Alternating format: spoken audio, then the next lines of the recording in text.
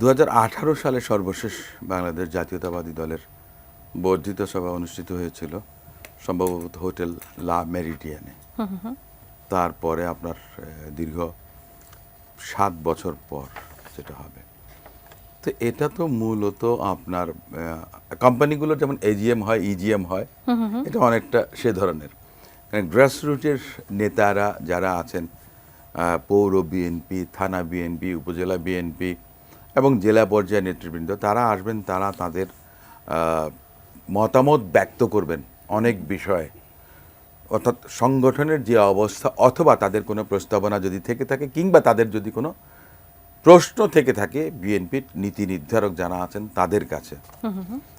তো সেদিক থেকে আমি মনে করি যে এটার গুরুত্বটা অনেক বেশি। তার কারণ হচ্ছে আমরা তো গণতন্ত্রের জন্য লড়াই সংগ্রাম করেছি দীর্ঘ 17 বছর, অর্থাৎ 2 বছর 2007-8 সালের তত্ত্বাবধায়ক সরকার এবং পরবর্তীতে আপনার যে নির্বাচিত সরকার যেটা এসেছিল বাংলাদেশ আওয়ামী লীগ, যেটার বিদায়টা ফেসিস্ট হিসেবে আপনার হয়েছিল এই দেশে জুলাই আগস্ট বিপ্লবের মধ্য দিয়ে। একনল হ্যান্ড ওয়াশ 100% প্যারাবেন ফ্রি, তাই নিরাপদ হাতের জন্য আস্থা রাখুন একনলে। তো প্রত্যাশাটা ছিল যে গণতন্ত্রের পথে বাংলাদেশকে নিয়ে আসতে হবে।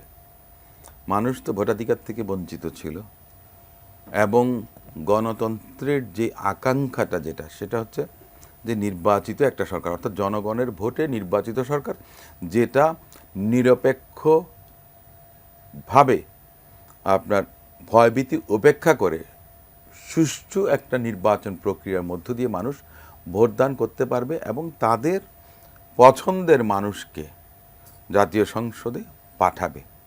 সে ধরনের একটা পরিবেশ যেটা এখনকার মানুষের এক্সপেকটেশন আমি মনে করি।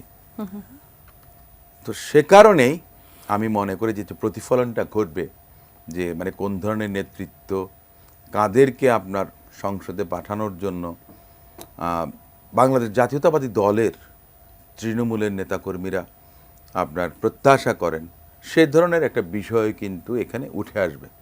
যদিও আপনার মনোনয়ন দেওয়ার ক্ষেত্রে বিএনপির যে স্থায়ী কমিটি আছেন, আমাদের দলের ভারপ্রাপ্ত চেয়ারপারসন আছেন জনাব তারেক রহমান সাহেব, এবং এই মুহূর্তে আমি তো মনে করি যে আমাদের নেত্রী বেগম খালেদা জিয়া, তিনি আপনার যেহেতু উনি আর কারাগারে নেই, সেক্ষেত্রে ওনারও আপনার যেই মতামত সেটা আপনার প্রাধান্য পাবে এবং আমাদের নেত্রী বেগম খালেদা জিয়া, এটা তো অবধারিত সত্য।